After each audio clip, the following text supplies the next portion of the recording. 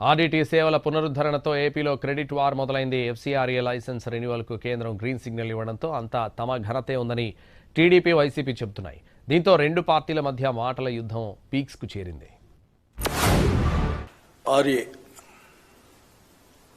కానీ ఇక్కడ పొద్దున్న లేస్తున్నట్లుగానే తెలుగుదేశం పార్టీ అది తాము సాధించిన విజయంగా చెప్పుకునే ప్రయత్నం చేశారు. నిజంగా అనంతపురం జిల్లా ప్రజలు ఆశ్చర్యపడతా ఉన్నారు, నివ్వెరపోతా ఉన్నారు.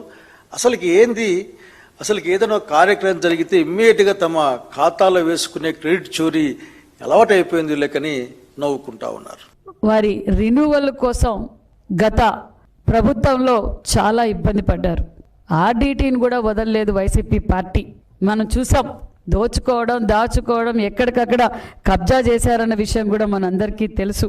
మరి ఆర్డీటీ వారి స్థలాన్ని కూడా కబ్జా చేయాలనుకున్నారు వైసీపీ పార్టీ.